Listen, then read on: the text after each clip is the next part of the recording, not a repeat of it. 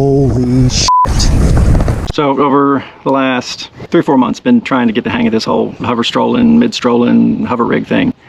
First up is one that I had a 9-degree line tied hook with the mushroom weight in the front. Working it through the middle water column. I think there were like 2 fish there. I kept looking at it, but they weren't quite committing to it. And so I kept casting, trying to get them to commit to it. On one cast, I noticed something at the bottom just looked different. So I dropped the bait down close to the bottom and then just kind of shook it as it came by. And sure enough, saw something come up off the bottom and bam, hit it. Reeled it in, and as I got to the side of the boat, this thing was just going wild.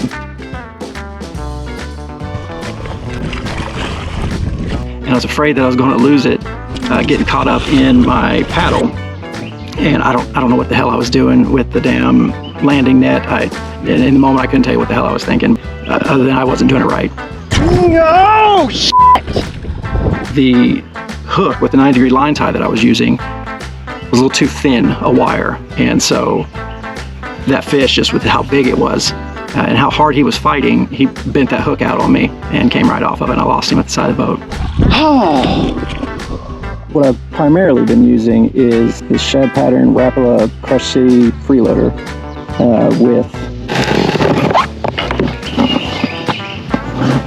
and I've been pairing that with this core tackle. I think it's the Tush. Can't remember what that stands for.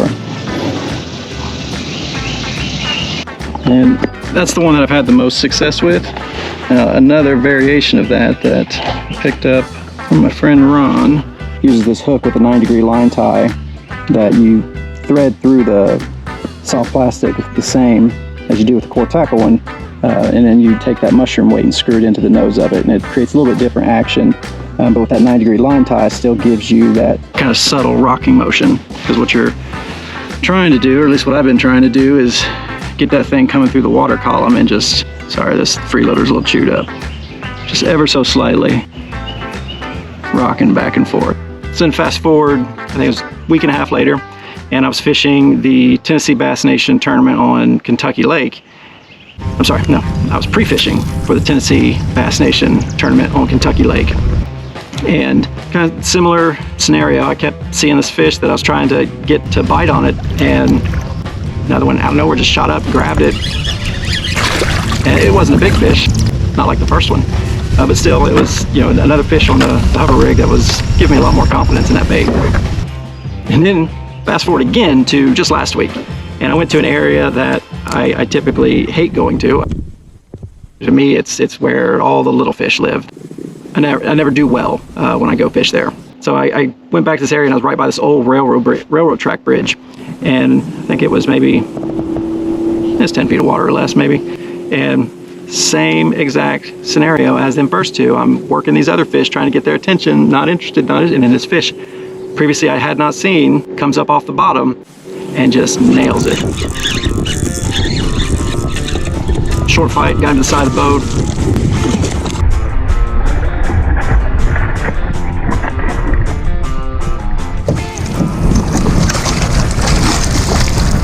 Thought I was going to screw the pooch again because I missed on the first swipe with him.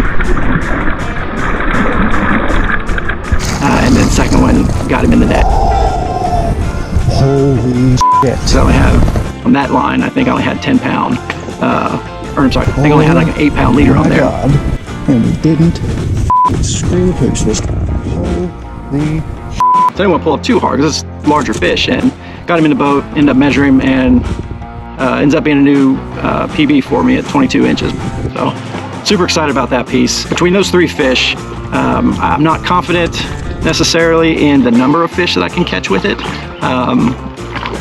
but definitely a lot more confident in the quality, the size of the fish that I can catch with it. So just something to keep in the back pocket for, you know, tournament situation. You have your limit, you're looking for upgrades. Might spend a little bit more time working that hover rig. If you've had any different of an experience with it, drop a comment, let me know. Thanks for watching.